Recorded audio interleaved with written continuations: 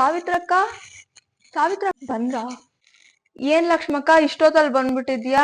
ಊಟ ಎಲ್ಲ ಆಯ್ತಾ? ಮನೇಲೆಲ್ಲ ಏನ್ ಮಾಡ್ತವ್ರೆ? ಮಕ್ಳೆಲ್ಲ ಊಟ ಮಾಡಿದ್ರಾ? ಅಯ್ಯೋ ಊಟ ತಿಂಡಿ ಎಲ್ಲ ಬಿಡಿ, ನಿಮ್ಗೊಂದ್ ವಿಷಯ ಗೊತ್ತಾಯ್ತಾ? ಆ ವಿಷಯನೆಲ್ಲ ಇಲ್ಲಿ ನಿಂತ್ಕೊಂಡು ಹೇಳಕ್ಕಾಗಲ್ಲ, ಬನ್ನಿ ಒಳಗಡೆ. ಏನ್ ಗೊತ್ತಾ ಸಾವಿತ್ರಕ್ಕ, ನಮ್ ಮನೆ ಪಕ್ಕಕ್ಕೆ ಇನ್ನೊಂದ್ ಮನೆ ಇದೆಯಲ್ಲ, ಅಲ್ಲ ಆ ಹುಡ್ಗಿ ಇವಾಗ 8ನೇ ಕ್ಲಾಸ್ ಏನೋ ಅಂತೆ. ಇವಾಗ್ಲೇನು ಲವ್ವು ಪವ್ವು ಅಂತ ಮಾಡಿ ಅವ್ರ ಅಮ್ಮ ಕೆಲ್ಸಕ್ಕೆ ಹಾಕೊಂಡ್ಬಿಟ್ಟವಳೆ. ಅವ್ರಮ್ಮ ನಿನ್ನ 9ನೇ ಕ್ಲಾಸ್ ಅಲ್ಲ ಅಮ್ಮ, ನನ್ ನಾಳೆಯಿಂದ ಸ್ಕೂಲ್ಗೆ ಕಳ್ಸಲ್ಲ, ನಿನ್ನ ಮದ್ವೆ ಮಾಡಿ ಫಸ್ಟ್ ಮನೆಯಿಂದ ಆಚೆ ಹಾಕ್ತೀನಿ ಅಂತ ನಿಂತಿದ್ದಾಳೆ. ಈ ವಯಸ್ಸಲ್ಲಿ ಇದೆಲ್ಲ ಬೇಕಿತ್ತ ಅವಳಿಗೆ? ನೀವೇ ಹೇಳಿ. ಹೌದಾ ಲಕ್ಷ್ಮಕ್ಕ? 8ನೇ ಕ್ಲಾಸ್ಗೆ ಲವ್ವು ಪವ್ವು ಅನ್ಕೊಂಡು ಅದು ಏನಕ್ಕೆ ಸಾಯ್ತವೋ. ಅಲ್ಲ, ಅವ್ರ ಅಪ್ಪ ಅಮ್ಮ ಮಾನ ಮರ್ಯಾದನ್ನ ತಗೊಂಡು ಬಂದು ಬೀದಿಗಿಡ್ತಾರೆ. ಅದು ಸರಿ, ಆ ಹುಡ್ಗ ಯಾರಂತೆ? ಯಾವ ಜಾತಿ ಅಂತೆ? ಏನು ಕೆಲಸ ಮಾಡ್ತಾನೆ? ಯಾವ್ರವಂದು? ನಿಮ್ಗೇನಾದ್ರು ಗೊತ್ತಾ? ಏನಮ್ಮ ಜಾಸ್ಮಿನ್, ಊಟ ಆಯ್ತಾ? ಮತ್ತೆ ನಿನ್ಗೊಂದು ವಿಷಯ ಹೇಳಬೇಕಿತ್ತು, ಅದಿಲ್ಲೆಲ್ಲ ಹೇಳೋಕ್ಕಾಗಲ್ಲ, ಒಳಗಡೆ ಕೂತ್ಕೊಂಡು ಮಾತಾಡೋಣ ಬಾ.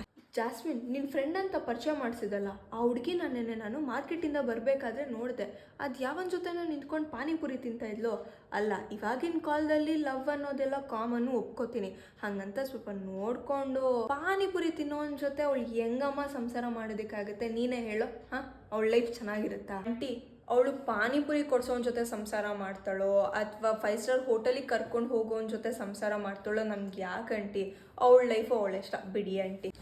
ಆಯ್ತಮ್ಮ, ನಾನು ಹೋಗ್ಬಿಟ್ಟು ಬರ್ತೀನಿ.